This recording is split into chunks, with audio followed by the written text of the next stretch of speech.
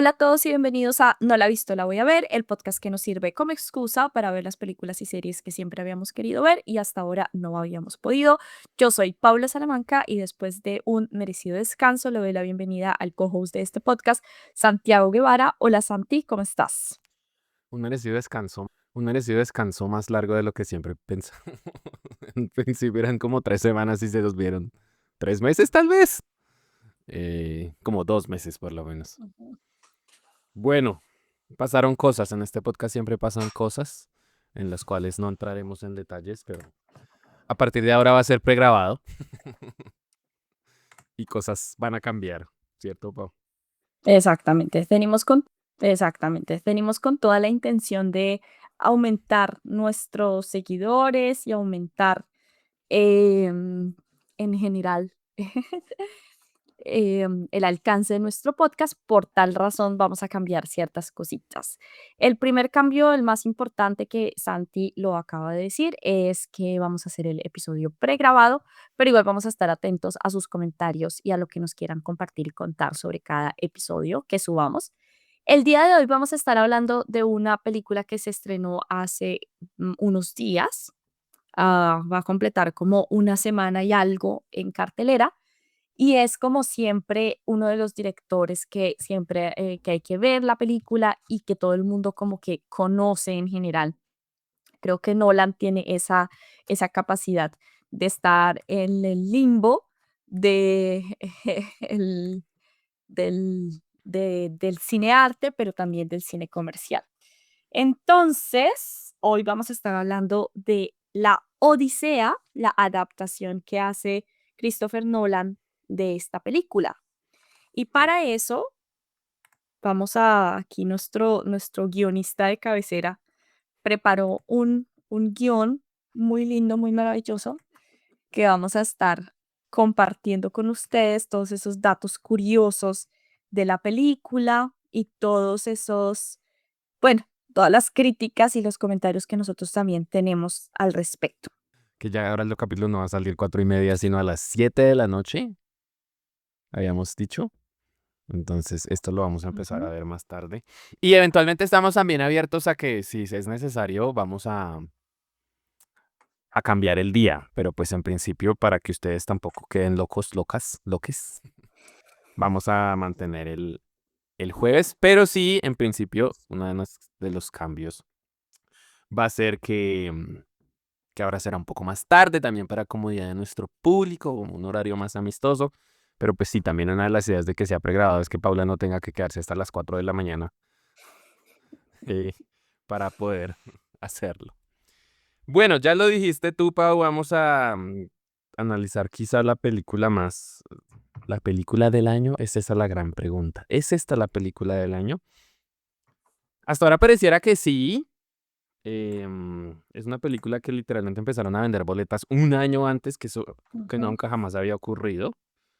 Y pues digamos un clásico, literalmente si buscas una definición de clásico, creo que una de las primeras ideas que se te vienen a la mente es Nolan, ¿no? Entonces, Nolan no, sino La Odisea, perdón. La Odisea y la Ilíada, ¿no? Que es como de La estas. idea de La Odisea, que sí, que pues, de Ujú. algún modo podría incluso decirse que son una secuela de la otra. Em, Y la base de la literatura occidental, lo que es el claro, héroe en general, o ¿no? sea, En general, o ¿no? sea, no olvidar que de todas maneras la palabra Odisea pues tiene su origen aquí, Ujú. porque es la travesía de Odiseo. Y hoy en día la cantidad, o sea, podríamos hacer un juego de solo películas que tienen el nombre de Odisea, literalmente basadas en esta historia, ¿no? Ujú. Todo lo que queremos hacer, todo lo nuevo ya está hecho, todo ya se hizo y eso ya lo hemos aprendido, Paula. Y en este caso, bueno, la última gran estrella de cine, hace poco yo escuchaba que Nolan, o sea, ya no existen como tal las estrellas, ¿no? El famoso Star System, las estrellas de cine. No existe una película que atrape público solo porque hay una estrella. Ujú. Y probablemente esa última gran estrella es Christopher Nolan, que es algo muy curioso porque generalmente las estrellas eran los actores, ¿no? Ujú. Y aquí tenemos es un guionista, director estrella, ¿no? Que pues no hace. Es casi una inversión fija, Nolan saca película o sea, es una inversión fija. Todo el mundo va a ir a ver la película de Nolan. Pasó con Eso Oppenheimer, pasó con Oppenheimer, pero ¿recuerdas cuál fue la película exactamente anterior a Oppenheimer? Tenet, y ese, claro, Tenet no le fue Tenet es una tan... cosa rarísima. O sea, en general, casi siempre es. O sea, Tenet no la entendió sino él. Hay entrevistas de Robert Pattinson diciendo, no tengo ni idea de qué se trata al día de hoy.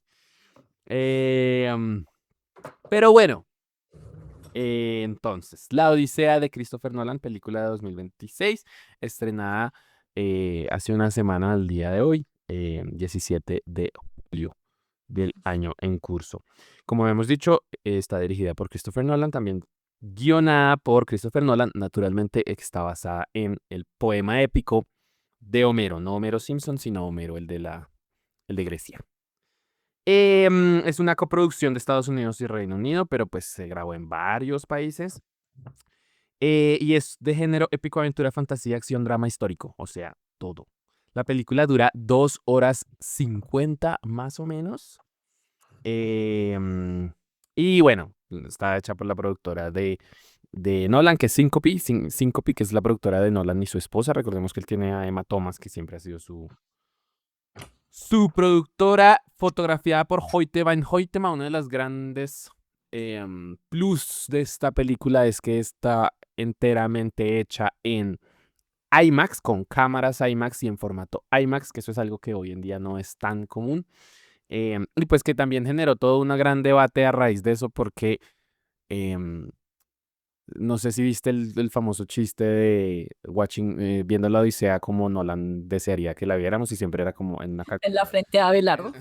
Sí, es una calculadora en la frente de Abelardo, en, no sé, en un televisor viejito. Y Porque resulta solo hay 40 salas de cine en el mundo. 41 en el mundo.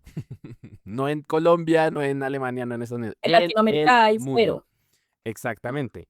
Exactamente, en Colombia específicamente no hay ninguna de estas salas, lo que quiere decir que nosotros los tercermundistas no tenemos la posibilidad de ver la película como Nolan quería, as Nolan intended.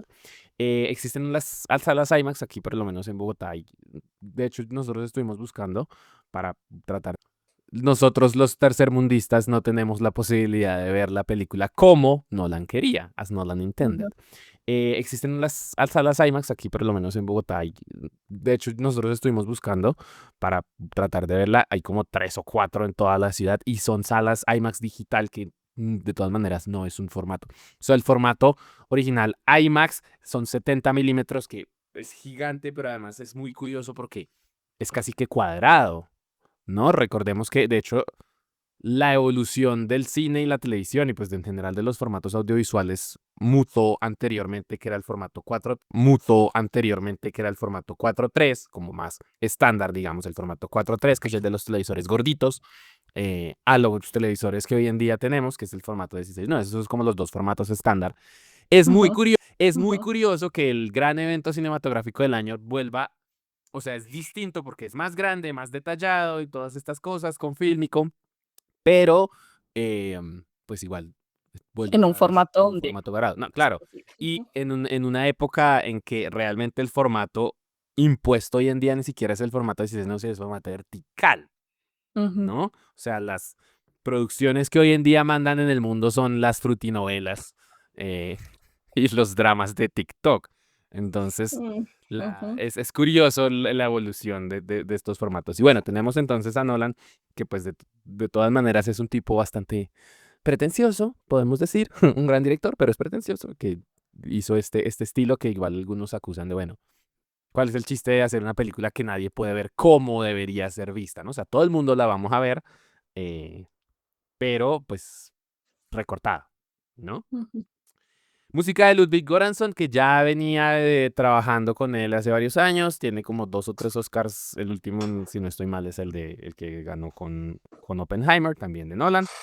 Y Jennifer Lame hizo el montaje de la película, que yo quisiera conversar al respecto porque uno de los puntos más débiles, diría yo. Con gran elenco, como decimos, encabezado por Matt Damon en el rol de Odiseo, Tom Holland como Telémaco, Anne Hathaway como Penélope, Zendaya como Atenea, Charlize Theron como Calypso y Robert Pattinson como Antinoo, eh, El gran, bueno, entre el otros. villano, ¿no? Exactamente. Bueno. hay una sinopsis, una idea general de qué se trata, sobre qué se trata esta película. No hay muchos spoilers porque es una historia que se escribió hace miles de años.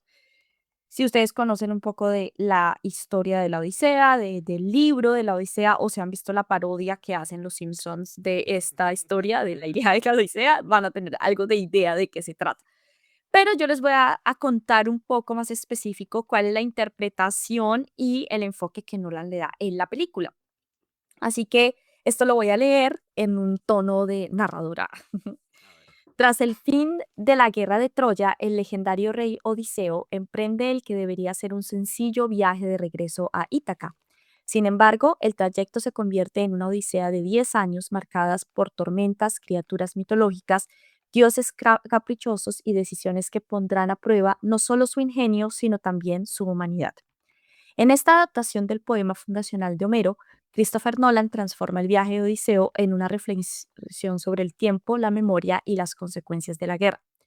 Lejos de limitarse a una aventura fantástica, la película explora el costo psicológico del conflicto y la dificultad de regresar a un hogar que ya no es el mismo. Mientras Odiseo enfrenta cíclopes, sirenas, hechiceras y dioses que alteran su destino, en Ítaca su hijo Telémaco crece bajo la sombra de un padre ausente y una corte invadida por pretendientes que buscan ocupar el trono y conquistar a Penélope. La espera de esta última se convierte en un relato paralelo sobre la resistencia, la esperanza y el paso del tiempo. Fiel al estilo narrativo de Nolan, la historia abandona la linealidad tradicional para construir una estructura fragmentada donde presente, pasado y recuerdo se entrelazan.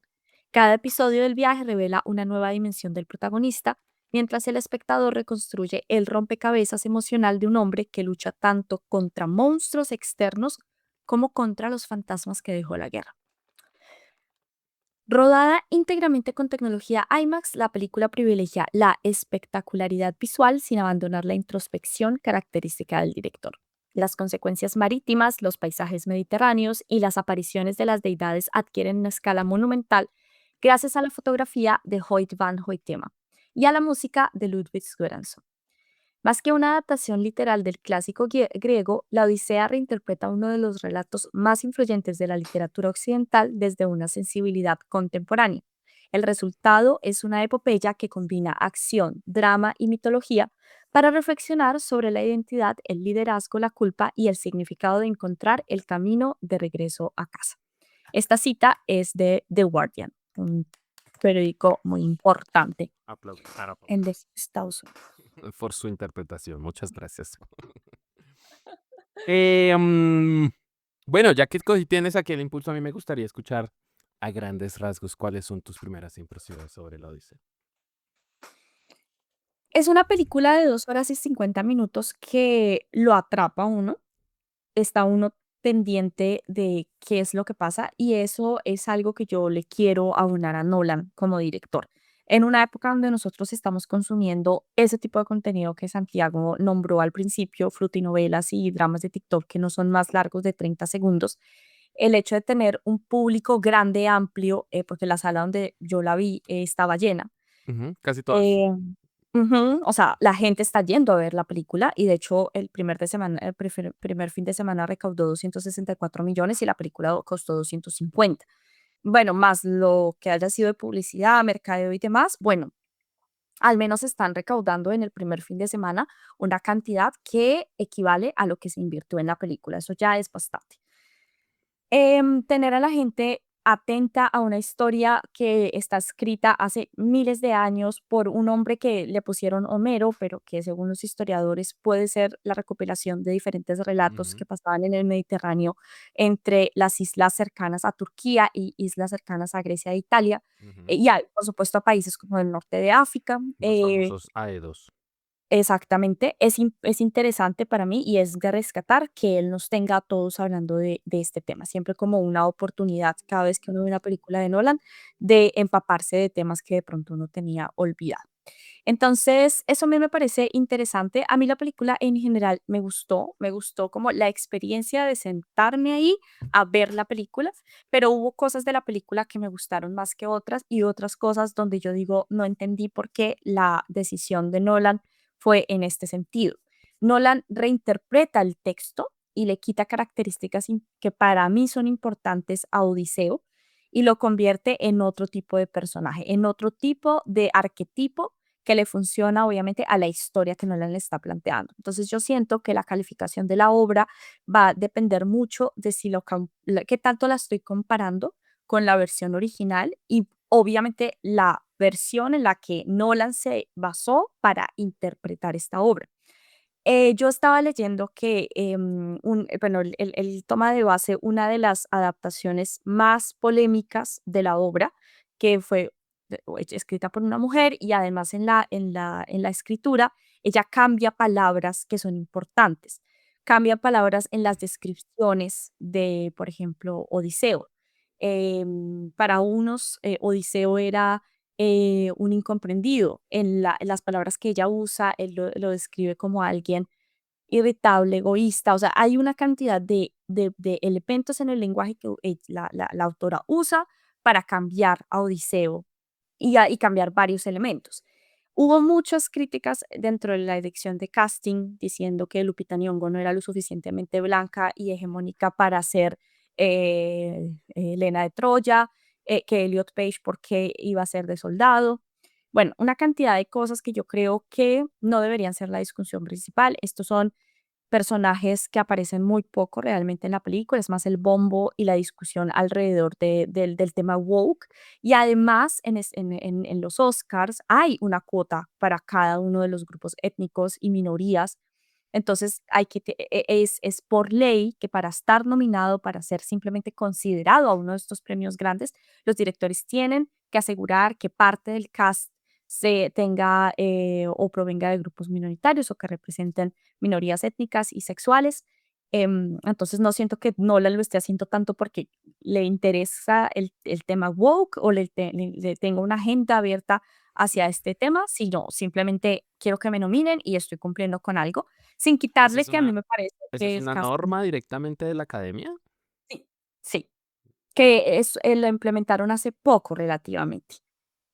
Pero entonces hay como unos porcentajes de De qué tanta participación. parte del cast y que exactamente, es una cuota de participación.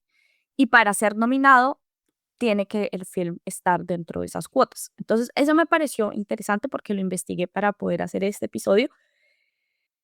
Entonces, como les digo, cuando yo comparo la historia que nos presenta Nolan con la historia que yo escuché, escuché un audiolibro, hice una recopilación de resúmenes en internet, viendo videos y demás de la Odisea.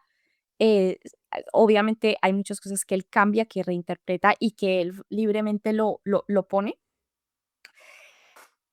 Pero si no hago esa comparación, creo que la película me gusta más que si la comparo sobre el texto original. Dicho eso, me gustaría saber, Santi, a ti qué te pareció la película, porque antes de empezar con el episodio ya nos estábamos agarrando de los pelos. Entonces quiero escucharte ya que la cámara está on y ya estamos así más tranquis. Santiago, Yo, ¿a ti qué te pareció la película? yo tengo otros datos, dirían por ahí. Ujú, Em, Porque yo también había escuchado de que él se había basado en una versión de una traductora, de una, bueno, una versión. Lo que yo tengo entendido es que él se basa directamente en la obra original. Lo que pasa es que siendo Nolan un tipo muy obsesivo, ¿no? Él de todas maneras hace mucha investigación y entre esas, digamos que destaca, se inspira y toma como referencia muy fuerte la de esta autora que tú mencionas, que si no estoy mal es Emily algo, ¿cierto? ujú, sí. Em, pero no quiere decir que sea una adaptación directamente de esa obra, sino que simplemente esa, digamos, le gustó más. Pero termina siendo una adaptación em, de la obra original y que de todas maneras se ve, ya lo dijimos, o sea, esta es una obra, es la obra de las obras, ¿no? Es literalmente la obra que le da nombre a lo que serían las aventuras, ¿no? Cuando una persona no puede cumplir su fin o tiene que hacer muchos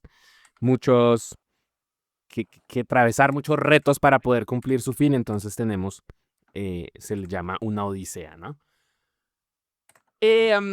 Hay algo muy curioso y es que uno hace el ejercicio, yo también lo hice, Paula lo hizo por su cuenta, cada uno pues hizo sus investigaciones, pues obviamente como, bueno, ¿cuál es la historia? lo que se ha dicho mucho de esta película. No hay, la película no puede tener grandes spoilers porque literalmente es una historia de hace 3000 años. eh, y en cierto modo pareciera que es bastante fiel, pero también es casi que necesario que haya cambios porque de todas maneras hay cuestiones, incluso podríamos decir éticas, morales y narrativas, obviamente, que van a, que van a digamos que los públicos son distintos, ¿no? El público se renueva, el público cambia y un público que te escuchaba a los Aedos hace 3000 años no es el mismo que se está sentando ahora a ver las películas en IMAX, ¿no? Em, Curiosamente, para quienes han seguido este podcast y saben que yo no soy, o sea, Nolan no es santo de mi devoción, sin decir que es que es terrible y que me parece malísimo porque yo sé que no, o sea, es un gran director, es un director bastante eh, dedicado justamente, bastante pretencioso incluso, o sea, yo creo que esto no es una opinión de cierta manera. Siento que él de hecho es una persona, justamente el hecho de que quisiera que la película fuera en IMAX es, es una muestra de sus pretensiones, pero pues son pretensiones artísticas. Em, a mí me gustó la película. Em, y muchas cosas, porque de todas maneras, o sea, desde esta película ha tenido tanto bombo siendo Nolan el rockstar que ha sido por lo menos los últimos 2, 3 años desde Oppenheimer. Em, digamos que aunque uno no quisiera, todo el tiempo estamos escuchando sobre esta película. ¿Quiénes iban a ser los actores? ¿Cómo lo iba a hacer? ¿Cuándo estaban grabando? El conflicto que tuvieron en Marruecos, porque había esta comunidad que consideraba que los marroquíes son una invasión. O sea, todas estas cuestiones uno se termina enterando. Eh, y se decía, bueno, lo que ya Paula mencionó, de que la crítica, que es porque Helena de Troya, que técnicamente es la mujer más bella, porque entonces escogen a una mujer negra africana que no es, pues no es, básicamente no es hegemónica de algún modo, ¿no? Em, porque, no sé, porque Elliot Page es un guerrero y es como, en el caso particular de Elliot Page, pues, yo pensaba como, si tú no sabes que Elliot Page es una persona trans, realmente no te importa. Y eso no afecta en absolutamente nada a la historia. Es un Y actor no se más. le nota, no No se se le nota. nota. Y es un actor más. Hace un papel importante, pero secundario de todas maneras. En algún momento yo de hecho llegué a ver la película pensando que era Aquiles, porque se había dicho mucho que era Aquiles. Y resulta que no, que es otro Un personaje. personaje que crearon No lo en crearon. esto. Él no aparece directamente en las obras de Homero, pero sí aparece en la Eneida. Y de hecho sí cumplía este rol que cumple en la película, que es como el que se queda fuera del caballo, un poco como para engañar a los troyanos. Em, sí, o sea, estas películas, grandes producciones, y sí un poco pareciera que incluso a veces es a propósito de que vamos entonces a escoger un actor de unas características diferentes a las esperadas, y entonces eso también va a generar tema de conversación. A mí me parece que de todas maneras ella lo hace bien. Si tú quieres incluso pensarlo, y recordemos que las hegemonías de belleza de hoy en día no son iguales ni siquiera de hace 50 años, imagínate hace 3000 años. Eh, Ujú. entonces, fácilmente tú puedes decir, claro, no quiero que suene feo, pero podrías decir como, claro, es exótica y eso de por sí ya la hace bastante atractiva, ¿no? Dentro de la lógica de este mundo, ¿no? Tú de todas maneras todo lo puedes justificar, para mí tiene sentido. Y recordemos que hay algo que no es solamente, ella no, o sea, el gran boom que fue era que hacía el papel de Elena, pero resulta que ella hace dos papeles, que es Elena y Clitemnestra, o sea, No, respectivamente las esposas de Menelao y de Agamenón, que también era no. el gran rey de los griegos y su hermano. Y que pues la excusa, digamos, mitológicamente es que ella fue el origen de la, de la guerra de Troya, porque Paris se la roba, porque intervienen los dioses, mitología.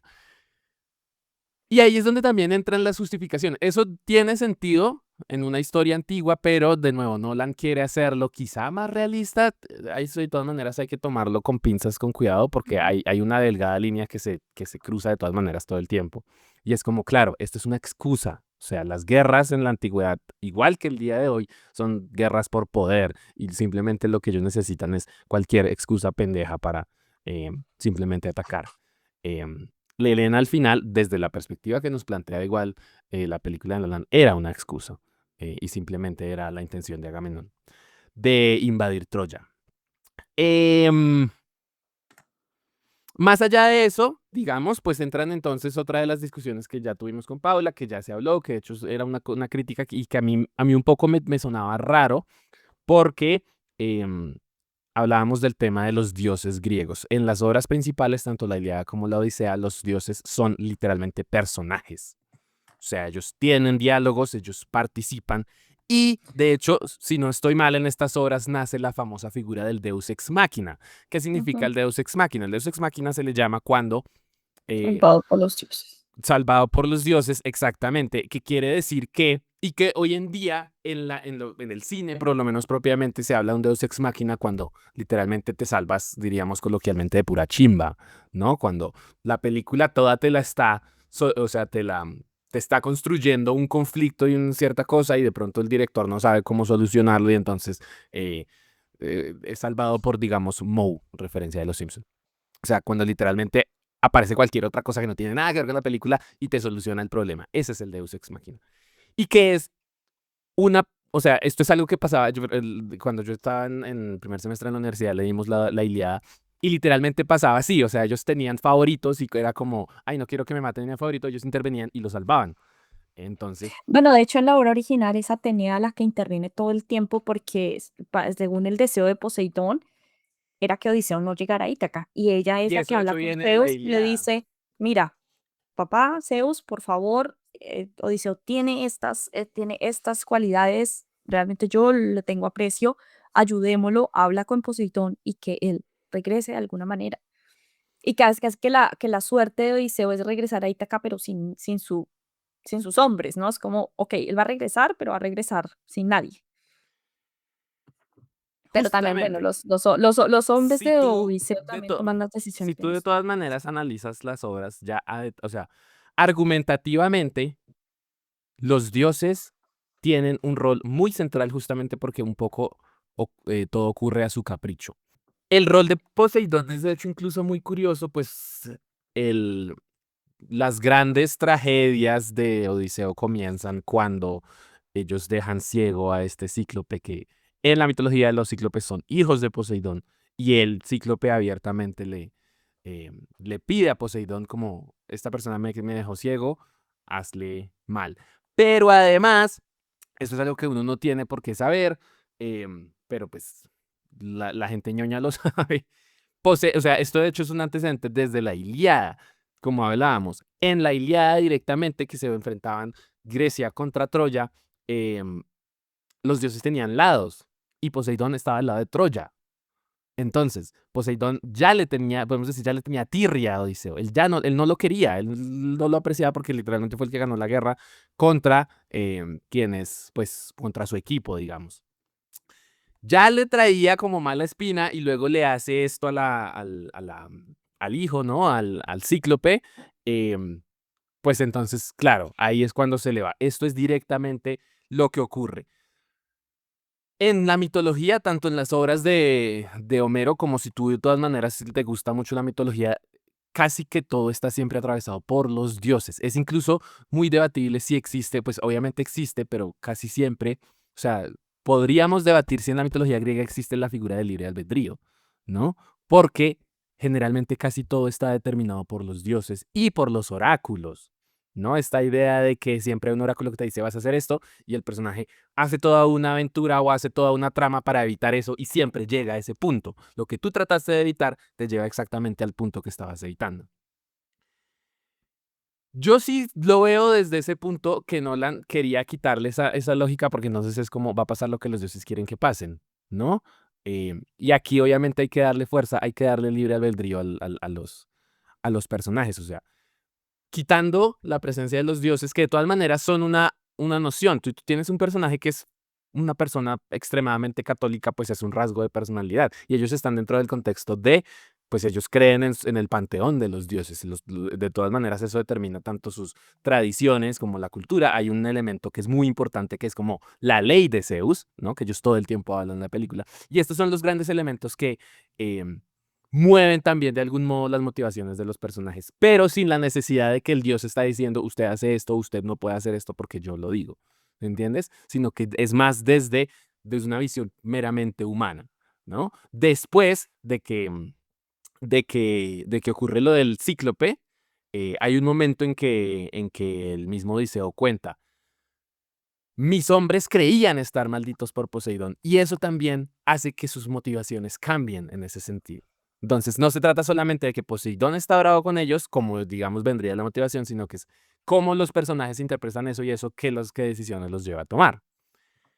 Em, un dato no menor que igual se menciona porque pues es Nolan, ¿no? Que Nolan le gusta jugar con el tiempo, eso no es nada nuevo, lo venimos viendo desde hace varias películas. Memento, El Origen, Interstellar, incluso Dunkerque, que tiene estas 3 líneas temporales que se cuentan paralelamente, pero son 3 tiempos distintos. Em, pero esta idea de que la historia no se cuenta linealmente viene desde la obra original. ¿No? Es de hecho muy curioso porque gran parte de los episodios, de hecho, de los cantos se llaman en el poema épico original. em, de hecho, son los personajes contando. Entonces, la película nos está contando siempre para atrás, ¿no? Tienes este escenario que se encuentran sus personajes y es este personaje contándole al otro, y entonces así nos vamos enterando del pasado. A mí, de todas maneras, me parece muy atractivo en la obra original que la historia comienza directamente en Ítaca y. em, Telémaco tiene la intención de ir a buscar información de su padre porque ya lleva mucho tiempo, porque realmente él no lo conoce, em, y hace todo este camino, ¿no? Que eso de todas maneras un poco sí se mantiene en la película cuando él va a visitar a Menelao. Él de hecho también en algún momento había visitado. Obviamente hay un montón de cosas que se meten porque la historia es mucho más extensa, pero por ejemplo él iba a visitar a Néstor, y se enteraba de un montón de cosas. Y Odiseo realmente aparece como hasta el cuarto cuarto. Y es muy bonito cuando aparece porque él aparece en una playa llorando, solo ya completamente, y entonces ahí es que empezamos también a desarrollar. Creo que desde mi punto de vista creo que coincidió más. No es que Nolan haya dicho yo soy Nolan, me encanta hacer películas desordenadas así como la famosa trilogía de Guillermo Arriaga e Iñárritu, sino que se encontró una historia que encajaba mucho desde sus orígenes con eso, ¿no? Em, y claro, coincide mucho con sus intenciones. Pero a mi parecer está también manejado o sea, está también manejado de formas muy bien hechas. O sea, si hay cosas, refiriéndonos en mi caso, no sé, al tema de la profundidad de ciertos personajes, las relaciones, detallitos del casting. El casting en general es muy bueno, pero yo le decía a Paula, me parece que Agamenón no, terrible, o sea, es malísimo. Y sé que tú también tienes tus comentarios en ese sentido. Lo veo en tus ojos disgustados. Eh, bueno, nada, te escucho, Pau.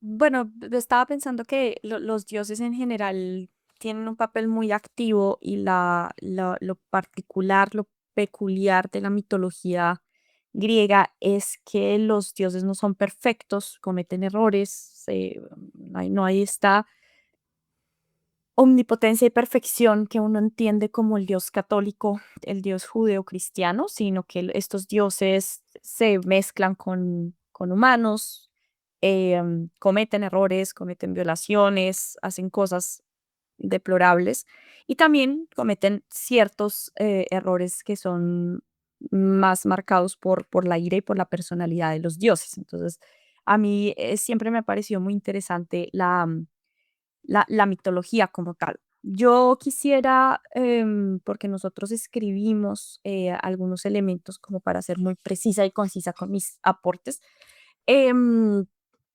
hubo aspectos que a mí me gustaron de la historia y voy a empezar por esos aportes, por las cosas que me parecieron interesantes. Nolan tiene una forma de contar historias muy, muy, muy específica y creo que en los directores que nosotros hemos venido trabajando y analizando acá en el podcast, ya identificamos la forma en que a cada uno le gusta. Por ejemplo, a Almodóvar le encanta el metalenguaje y como sobreponer una historia a la otra. A Nolan le encantan las líneas de tiempo y tiene 3, 4, 5 diferentes líneas de tiempo.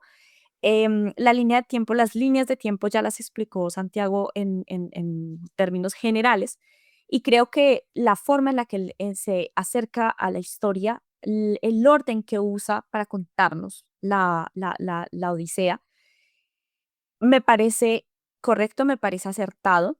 Yo me pregunté por qué empieza en Ítaca y por qué empezamos viendo a Penélope y al hijo de Odiseo, a Telémaco.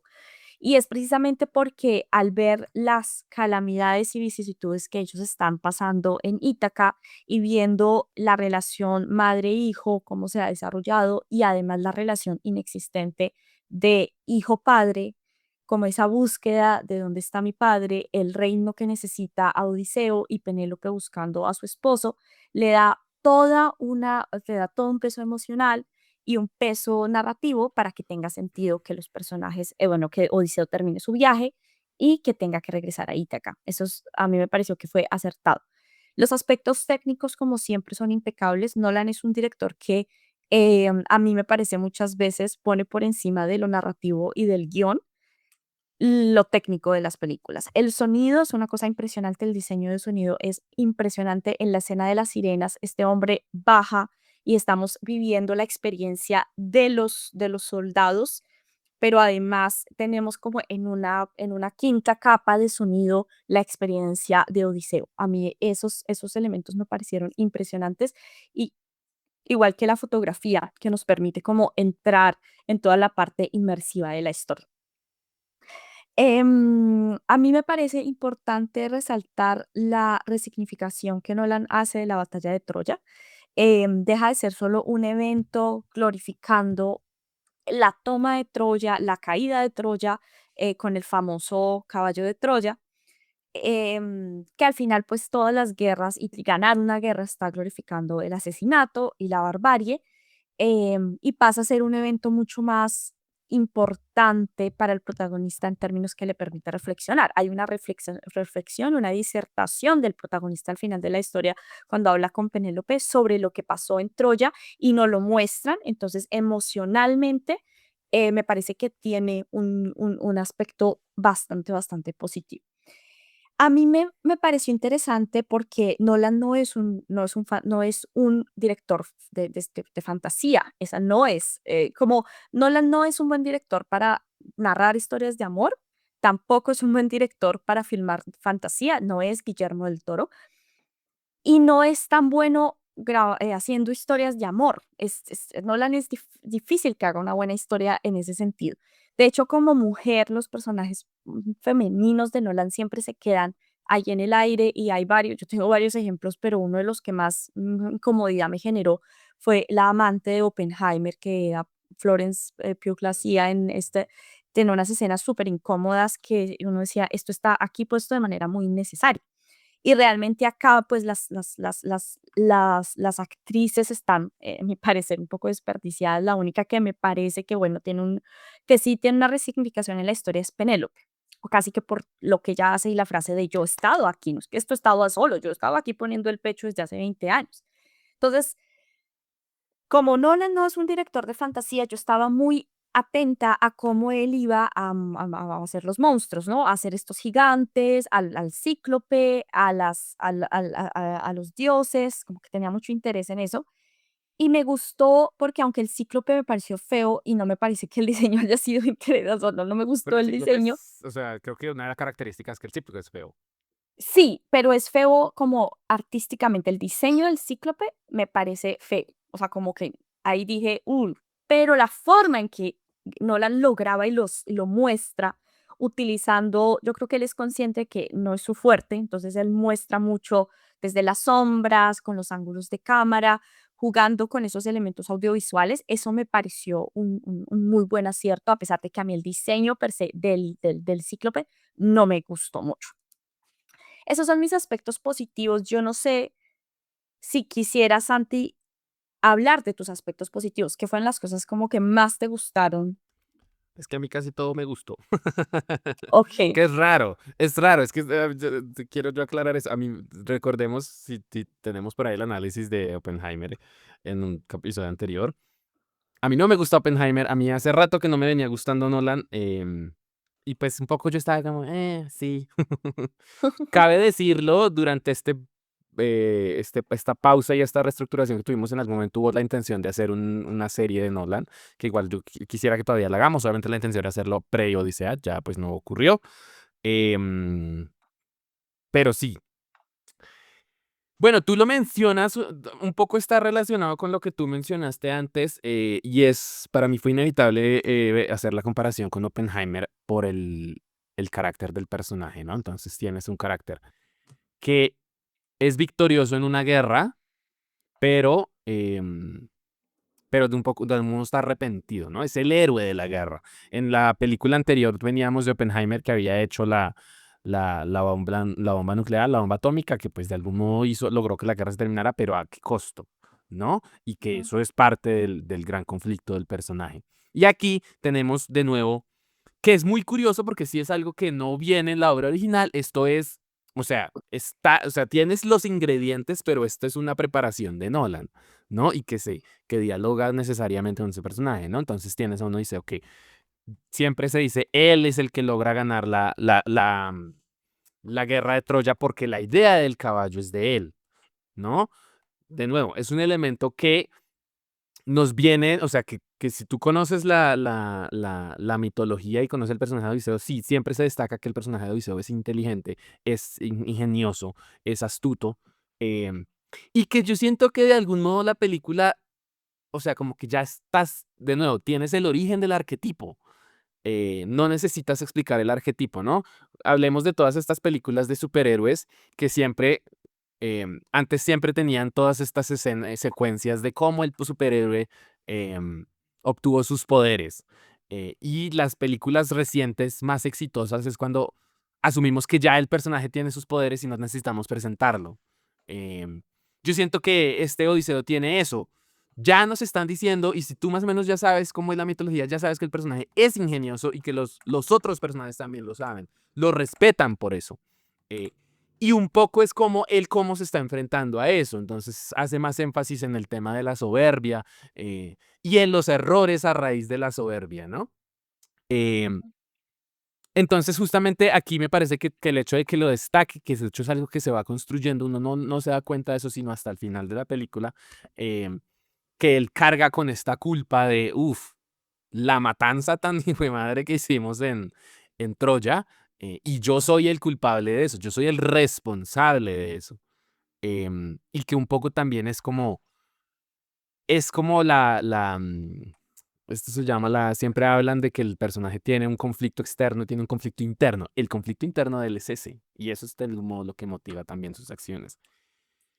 El comentario político de todas maneras también es inevitable y él todo el tiempo lo hace. A mí me llama mucho la atención que ellos hablan de nuestra civilización. Somos la civilización más avanzada, ¿no? Que lo puedes siempre yuxtaponer o sea, siempre hay un comentario social en el contexto en el que se hace la película, en el contexto en el que estamos viendo la película. Y asimismo, él habla de la caída de nuestra civilización. Esta civilización de todas maneras está en decadencia. Y todo eso está relacionado con eso mismo y lo que te digo, dialoga de algún modo me parece que con todo lo que es Oppenheimer. Em, a mí me llama mucho la atención que se lo dicen, él lo dice alguna vez y se lo dicen varias veces, ¿por qué no quieres llegar a Ítaca? Que eso también subvierte las expectativas un poco de lo que estamos acostumbrados, ¿no? Él siempre desea llegar a Ítaca. Em, pero en la película, cuando hablan justamente del canto de las sirenas, que siempre es como este canto es bellísimo, pero que de algún modo te lleva a la perdición, él de hecho lo explica de una forma muy poética, muy bella, que es como, es todo lo bello, pero al mismo tiempo es todo lo feo. Está como todo mezclado, ¿no? Son todas las promesas que no cumplí. Em, entonces, no solamente es el sufrimiento, digamos, de caer en el encanto me encanta de las sirenas, sino que de algún modo lo que plantea es que en este caso el canto de las sirenas también le está atravesando por su propio trauma, ¿no? Él lucha contra los famosos oráculos, las famosas predicciones, que él todo el tiempo le dicen, tú vas a llegar a Ítaca, te vas a joder un montón para llegar a Ítaca, pero vas a llegar tú solo. Tus hombres no. Y para él el hecho de perder a todos sus hombres, quizá un poco siendo el gran líder, pero también puede ser por algo de soberbia, hace que de todas maneras la tragedia de algún modo sea peor, ¿no? Otra vez, el hecho de que él evite cierto destino hace que sus acciones para tratar de evitar ese destino de algún modo conduzcan a ese mismo destino. Em, y que me llama mucho la atención justamente porque, de nuevo, él no es que no quiera llegar, sino que hay una culpa que de algún modo le dice que no merece llegar.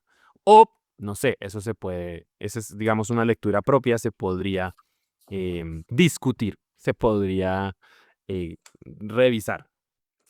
Ya lo mencioné antes, a mí me parece que tiene mucho sentido la forma como él interpreta los dioses, porque entonces le quita este rol tan relevante al hecho de que los dioses, lo que tú dices, Atenea es la que mueve los hilos, pero entonces, ¿quién es el protagonista? ¿Odiseo o Atenea? Porque si Odiseo hace todo lo que Atenea le dice, que es más o menos lo que ocurre en la obra original, entonces realmente estamos diciendo que la protagonista es Atenea. Pero eso no es el punto de esta película. El punto de esta película va por otro lado. Entonces él le quita relevancia a los dioses sin decir que los dioses no existen, sino que ellos están de una forma distinta. Y a mí eso me parece que está muy bien hecho. Eh, y funciona. A mí me parece que funciona. Tú en algún momento me lo mencionabas antes, creo que lo vas a mencionar después, ya lo hablaste de los roles de los personajes femeninos. A mí de todas maneras, aquí puedo estar jugando a abogado del diablo, pero a mí de todas maneras me parece que el rol de Zendaya es importante, es central. Aunque Zendaya no muestre aquí todas sus dotes actorales, aunque no hable, aunque la mitad del tiempo se la pase con poker face, con cara de nada, eh, su rol es importante y yo creo que también es de algún modo relevante que sea Zendaya, porque entonces tienes una actriz que ya tiene presencia escénica y que solamente con estar ahí cumple una función, ¿cierto? Em, Entonces, para mí eso tiene sentido. Ya que sí, lo que tú dices es cierto, que los personajes femeninos, y esa crítica yo sé que se la hemos hecho a muchos directores, no solo a Nolan, a Scorsese, a Tarantino, a lo que sea, pues ya es otra de discusión y que de todas maneras yo, bueno, siento que mi criterio no es tan relevante aquí como puede ser el tuyo, ¿no? O pues una visión propiamente femenina. Hablaba del manejo del tiempo no lineal, que es muy de Nolan, pero que en este caso siento que también lo trae muy de la obra y Nolan simplemente se adapta a eso. El casting en general a mí me pareció muy bueno, a mí me gusta mucho. Se nos había olvidado, de hecho, es que siempre se me olvida el nombre, el personaje de John Leguizamo, que es como Ay, no, mi personaje favorito, el mejor actuado de toda la película. mi personaje favorito de toda la obra, quiero dejarlo aquí muy claro, es Argos. Es una historia muy triste también, porque tragedia griega, pero es un personajazo. Y después sí, John Leguizamo, no me sorprendería que estemos ante el primer Oscar, el tan ansiado Oscar para la primera persona colombiana y tiene mucho sentido que sea John Leguizamo, que de todas maneras ha estado ya muchos años en el medio. Em, Personajazo. No me gusta, eso sí, no me gustó, me parece raro y me parece que no cuadra el personaje de Agamenón interpretado por Benny Safdie, que como dice Paula, es un árbol, o sea, él todo el tiempo está, pues él es imponente, yo supongo que por eso lo escogieron porque es grande e imponente y le ponen esta máscara y como este atuendo que lo hace ver más imponente, pero Traje no inmenso. habla, no dice nada. O sea, Agamenón es tan importante en la mitología. De nuevo, no es el protagonista, pero es tan importante. Es el líder, digamos, el gran líder de los griegos, pero que un poco también comentario político, comentario social nos dan a entender que Odiseo no es que lo aguante mucho, no es que lo quiera mucho, lo sigue más por conveniencias políticas, por supervivencia de algún modo.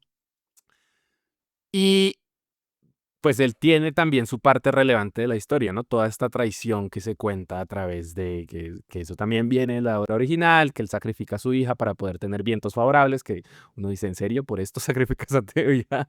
Pero eso también nos habla del tipo de personaje que es. Entonces, que tengas a este personaje que no hace nada y que cuando le quitan el casco tiene esos chumbitos ahí que uno dice, de verdad, estos son los chumbitos de un rey. O sea, no. Pero sí es cierto que hay personajes que pudieron haber, o sea, no sé, que quizás sí quedan un poco perdidos. A mí me parece que igual también el rol que tiene Charlize Theron como Calypso, que igual ella cumple un papel importante en la historia, em, pues aquí también queda bastante relegada a ser la que escucha los relatos de Odiseo. Funciona dentro de la lógica, pero se siente que quizá estaba un poco desperdiciado, ¿no? Em, Hay de todas maneras, o sea, también hay que entender que yo hoy en día siempre soy muy partidario y creo profundamente que muchas de estas novelas que tienen tantas cosas, tantos elementos, tantas cosas, no puedo, perdón. Em, Hoy en día, con el formato que ha tomado también mucho más relevancia, serían mejor adaptadas si fueran series, no películas. Porque con las películas hemos visto que pasa esto, ¿no? Los libros están, o sea, muchas veces tenemos libros de 300, 400 páginas con muchos. Cada capítulo te cuenta una historia y te muestra un montón de elementos. Reducirla a una película, por más que sea una película de 3, 4 horas, siempre le va a quedar faltando algo. Ujú. Y Y acá falta un en montón. medio de todo se siente, o sea, Nolan lo sabe hacer muy bien porque pues es un buen director, eso no lo podemos discutir, em, pero es casi que necesario omitir cosas, es casi que necesario recortar cosas y eso, por ejemplo, también se ve reflejado en el tema del montaje, que hay ratos en los que se ve como acelerado, como que no le da cierta profundidad a ciertos elementos. Pero ya dentro de las reglas que está jugando, ok, no es una serie, es una película, entonces es como, ok, lo haces bien. Te tienes que quitar de liberar de un montón de cosas y elementos y de personajes que quizás son relevantes y centrales en la historia original, pero aquí, pues, es comprensible que te los comas. Em, y hablando de comer, a mí de todas maneras me parece que lo manejan muy bien. En la parte específicamente de Calipso tenemos todo esto del loto que come, La flor de loto. sí, la flor de loto que come Odiseo. Este elemento del loto aparece en la obra de una manera distinta. Es Ujú. casi que un episodio aparte de cuando ellos llegan al país de los lotófagos, que es un país en donde, o sea, pues, un poco podríamos hacer analogía con las drogas. Es este sitio donde todo el mundo consume esta flor de loto, Todos que están felices. básicamente todos están felices, pero se olvidan quiénes son, se olvidan de dónde vienen, se olvidan cuál es su propósito. Están literalmente viviendo el presente y punto.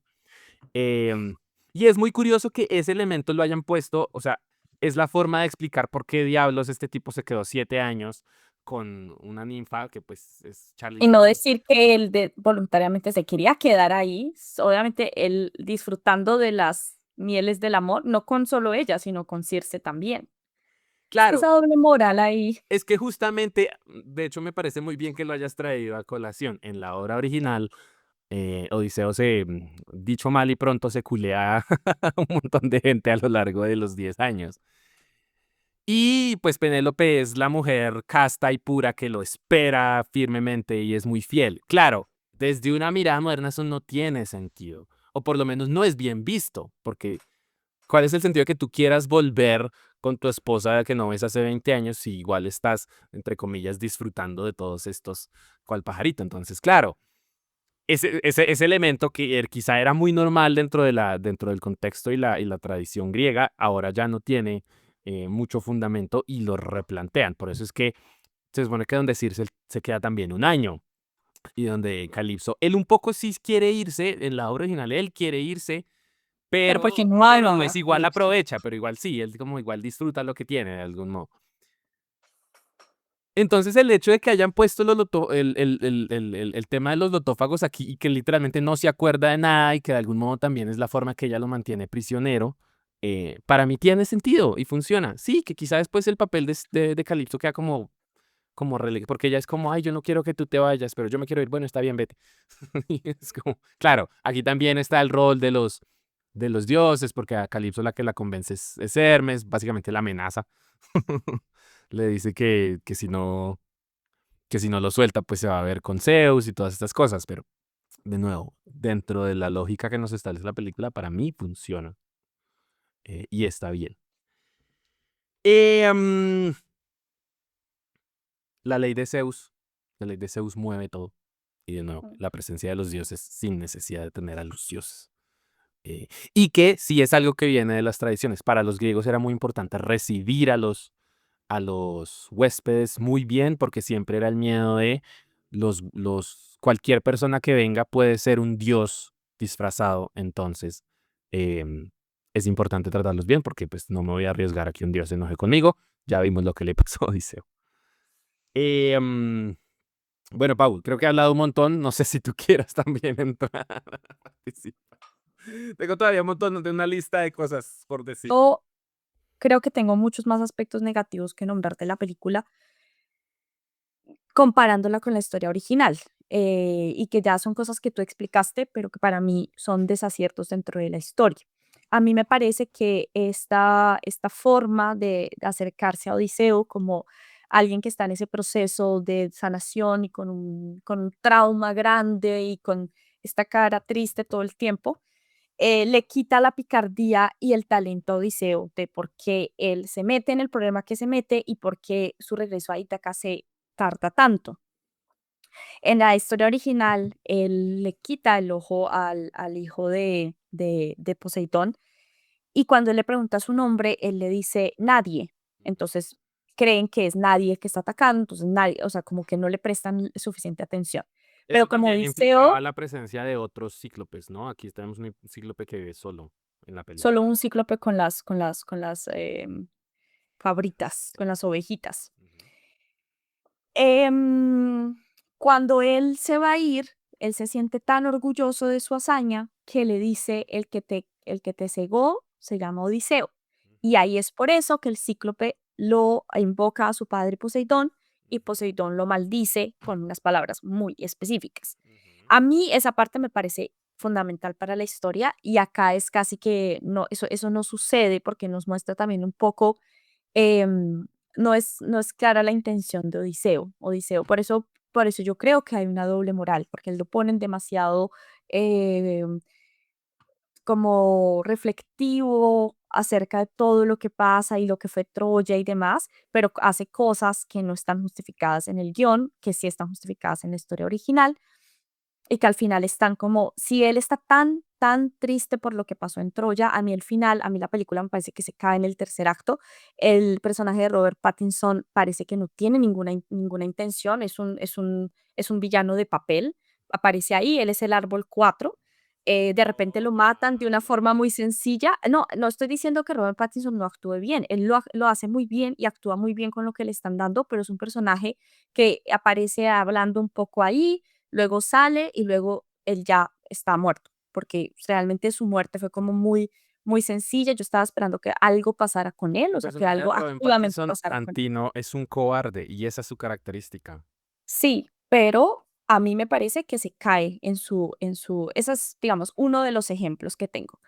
Em, y bueno, Odiseo como tal, como el diseño de personaje, él habla de Troya, de todo lo que pasó, sin embargo regresa y regresa a chingarse a todo el mundo y matar a todos los que están dentro de esa habitación. Eso es de la obra Y original, ¿no?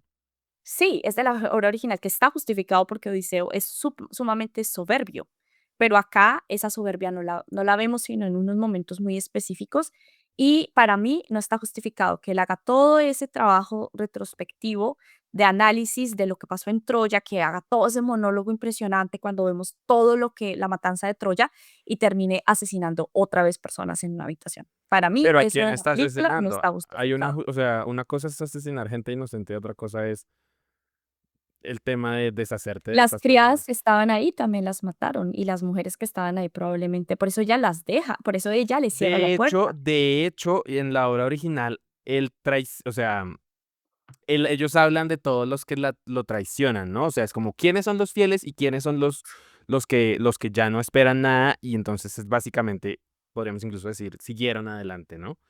Eh, Claro, pero es que Nolan está adaptando cosas y tú estás defendiendo lo que él muestra en la película, no lo que es no como está. claro.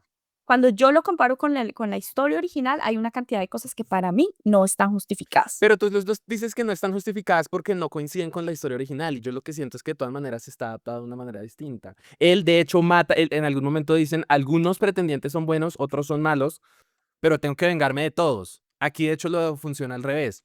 Él un poco se venga obviamente de los más importantes, pero también hay muchos que dicen, listo, está el rey, yo no tengo poder contra eso.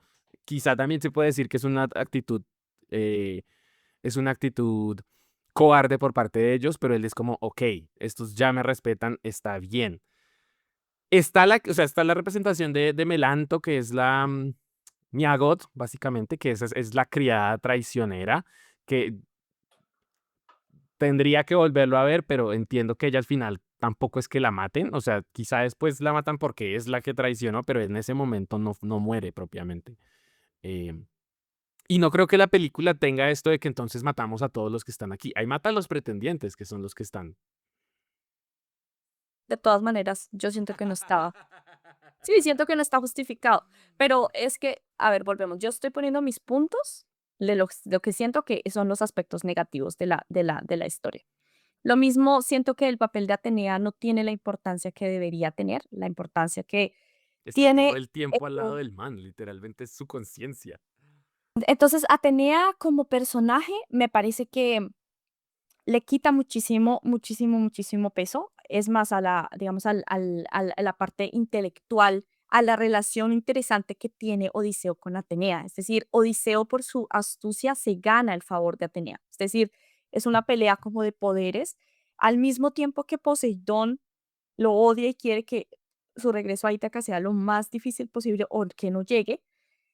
Odiseo no solamente es soberbio, él tiene ingenio, tiene otras cualidades que permiten que se gane el favor de Atenea y que Atenea pues lo siga, lo ayude. Aquí casi que no está explicado por qué Atenea lo visita, por qué Atenea lo ve, porque para Atenea es importante. Sí, de hecho, en la escena donde habla de Troya, literalmente le están cortando la cabeza a Atenea, están profanando uno de los monumentos sagrados para los griegos. Entonces, eso a mí me pareció como que no entiendo muy bien por qué esa aproximación, pero aún así Atenea está ahí todo el tiempo. Pero en la película no queda nada claro por qué esa construcción de relación entre los dos. Una cosa que me pareció y a mí me sacó mucho de la ficción es, la forma de hablar de los actores. A mí me parece que, la mayoría de ellos estaban hablando todos como muy moderno, y traigo como ejemplo La Bruja, donde ellos estaban utilizando una forma de hablar muy propia del medioevo, un inglés que se podía entender, pero que era muy propio del medioevo, y eso hacía que uno como que entrara en la ficción de los personajes, lo que estaban haciendo. Creo que el único que lo logra muy bien es John Leguizamo. A mí, lamentablemente, el papel de Tom Holland, aunque siento que él se esfuerza, muchas veces en la forma en la que él le dice: "Oh, Dad, what are you doing?". Oh, me saca de la ficción porque yo lo siento como si él estuviera haciendo Spider-Man. Es como que está hablando de una manera muy, muy moderna, y me pasa con varios de los actores, excepto con Penélope y con el personaje de John Leguizamo, que se me olvida el nombre. Y ya el resto son como aspectos muy, muy, muy, muy pequeñitos que ya lo había nombrado sobre el diseño del monstruo, que a mí personalmente no me gustó. El diseño de vestuario tampoco me gustó. La única donde yo siento que el juego de colores, texturas y telas es bastante interesante es con Penélope, para mostrar como ella quién es. Pero ahí la mayoría de los vestuarios de la historia a mí no me gustó, con excepción de uno u otro. Y también, ya para finalizar, el tema del color de la película. Hubo partes donde era demasiado opaco, donde estaban afuera, estaban en el mar. Solo en escenas muy específicas había un contraste y había una saturación de colores interesante, bonita. En la mayoría había unos tonos muy opacos, eso o sea, me imagino en el color, el colorista decidieron ponerlo de esa manera, y pues a mí la verdad eso no me gustó. Entonces sí, esos son como los puntos que no me gustaron para nada de la historia y de la película, sin quitarle el mérito de las cosas que sí me gustaron a la historia. Últimos comentarios, Santi, antes de que vayamos a los datos cocteleros. Yo creo que es importante porque nosotros de todas maneras nos sentamos mucho en la obra original y la película. La obra original hace esto, la película hace aquello. Y yo creo que es un nivel de todas maneras interesante, o sea, es un nivel de análisis divertido, por lo menos para uno que se sabe la mitología y que hace la comparación. Pero de todas maneras siempre es importante aclarar que la película tiene que funcionar en sí mismo y dentro de su propia lógica.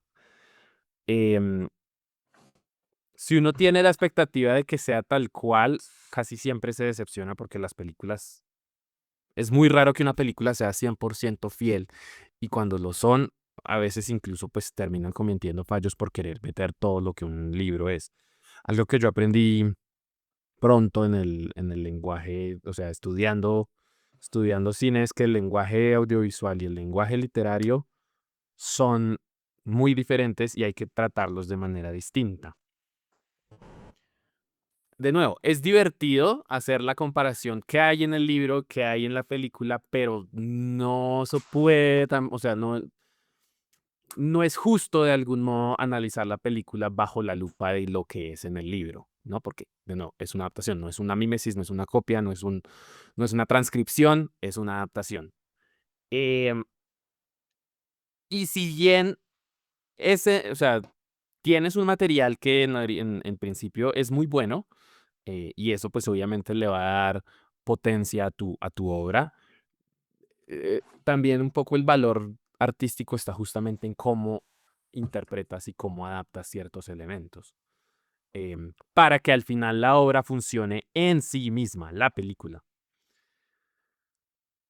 Entonces eso, a mí es de nuevo, es mi creencia, mi comentario, mi percepción, y sin ser yo el fan más fan de Nolan, me parece que las decisiones que él toma para adaptarlo a sus tiempos, a sus intereses, a sus intenciones son muy correctas. Em, y en ese caso funciona para mí. Si yo, claro, ya como espectador, si yo digo, es que en la obra los dioses son protagonistas y aquí no están, pues entonces ya el problema no es de la película, sino el problema es mío, porque yo estoy pidiéndole algo a la película que la película no me está ofreciendo. Em, Hay otras películas en las que los dioses son protagonistas, ¿no? Hércules, eh, no sé, Percy Jackson y el ladrón del rayo, lo que sea, tantas películas que existen sobre mitología griega, pero en este caso, y creo que queda muy en evidencia porque la película no te promete algo que no te va a cumplir, em, es que la intención de Nolan no era tratarlo de esa manera, sino era ponerlo desde una perspectiva musulmana. Y sí, creo que es importante también verlo desde, bueno, ¿qué le estoy pidiendo yo a la película y qué me está ofreciendo a mí la película? Y en ese sentido me parece que funciona bien. eh, a mí me gustó. Obviamente, esa acción, una de las ideas que quedé de todas maneras, y que quizá uno muchas veces tanto como cinéfilo y como creador pretenciosillo, cuando hablamos de esas películas en que no pasa nada, ¿no? De todas maneras, el hecho de que haya escenas de acción eh, es como, claro, cuando tú estás haciendo la película, cuando estás haciendo un guión, siempre hablas de cuál es la acción de esta escena, qué está pasando, y que una película sea de acción y que pasan muchas cosas, pues Ujú. obviamente es como enriquecedor. No quiere decir que entonces todas las películas de acción son excelentes porque tienen acción, pero esta película me hizo a mí reflexionar en eso, ¿no? La película, a pesar de que es larguísima, y vivimos en un mundo en que nuestro nivel de atención es tan bajo, de todas maneras no se llega a sentir larga porque todo el tiempo están pasando cosas y eso siempre enriquece mucho la obra. Y en ese sentido, de nuevo, me parece que funciona. Contrario, podría incluso compararlo a lo que ocurrió con Oppenheimer, en que es una película mucho más estática, ¿no? Recuerdo que una de mis críticas mayores es que más de la mitad de la película, más de la mitad no, como un tercio de la película, por lo menos para mí, le sobra, porque es otra historia, es otra película. Em, y aquí funciona bastante bien. De nuevo, porque el director tenía un gran material de inicio, pero al mismo tiempo creo que lo supo maniobrar muy bien. Ya después, pues sí, todos los detalles son subjetivos, ¿no? Que Ujú. me gustó esto, me gustó aquello, no me gustó aquello. Y ya, creo que eso es todo. Muy bien. Bueno, nosotros les trajimos aquí algunos datos cocteleros para cerrar el episodio. Algunos de estos ya los mencionamos así por encimita, pero de todas maneras para nuestros cortes, nuestros fragmentos, vamos a repetirlos. Así que Fue la primera adaptación cinematográfica de la Odisea rodada completamente con cámaras IMAX, llevando la obsesión de Nolan por el gran formato a un nuevo nivel.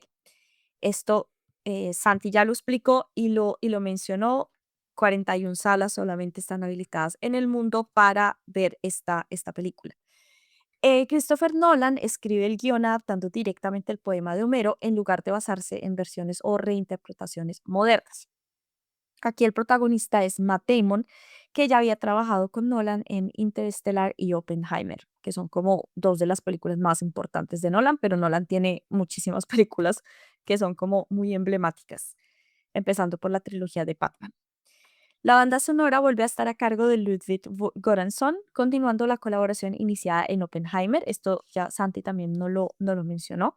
El elenco reúne algunas de las mayores estrellas de Hollywood: Tom Holland, Anne Hathaway, Zendaya, Robert Pattinson, Charlize Theron, Lupita Nyong'o, John Bernthal y Elliot Page, entre otros. De hecho, esto ya creo que es algo muy, muy, muy, muy particular de las películas de Nolan, y es que él escoge siempre un cast súper conocido, casi que y la gente va a ver todo como todas esas estrellas unidas, así salgan 2 minutos en la película. Pero, de hecho, yo tengo una percepción distinta. O sea, obviamente sí, y los grandes nombres, o sea, los grandes personajes de la obra son grandes actores o por lo menos reconocidos. Pero me llamó la atención que muchos personajes secundarios importantes son actores completamente desconocidos o pues que no son tan famosos, ¿no? Ujú, Hablamos de todos los que acompañan. O sea, era curioso porque en el barco donde están, em, pues en el barco en el que viaja Odiseo, ujú, está él, quizá esté el Euríloco, que es un actor igual medianamente famoso y el resto es como, no tengo ni idea quiénes son". ujú, Em, y que, no sé, me parece que igual, por ejemplo, en Oppenheimer se ve. eh, O sea, él utiliza también muchos actores. No siento que Nolan sea del estilo de vamos a llamar muchas estrellas para que la película tenga, sino que es más. Yo siento que los grandes directores son más de ese estilo, como de ujú, trabajo con actores que me gustan a mí, que me funcionan a mí, y no me importa si son o no famosos. Y no sé, hay casos como Once Upon a Time in Hollywood, que Tarantino trabajó con un montón de actores jóvenes que nadie conocía y que hoy el día de hoy todos son estrellas. O ujú. sea, como también ese es el ojo del buen director de encontrar buenos actores. La película tuvo un presupuesto cercano a los 250 millones, convirtiéndose en una de las producciones más ambiciosas y costosas de la carrera de Nolan, pero pues obviamente es una producción, una mega producción lo que hizo Nolan con La Odisea. En su primer fin de semana recaudó aproximadamente 264 millones a nivel mundial, creo que eso yo lo dije ya, superando el estreno de Oppenheimer. O sea, le ha ido bien. Vamos a ver cómo le va en los siguientes fines de semana. Aunque adapta un poema escrito hace casi 3.000 años, Nolan estructura la narración con saltos temporales y múltiples líneas narrativas, una de sus marcas autorales más reconocibles. La historia aborda uno de los temas favoritos del director: la percepción del tiempo y cómo transforma la identidad de los personajes. Estos son temas y motivos que están presentes en Memento, en Interstellar y Tenet, que es como propiamente una película más cercana como al manejo del tiempo.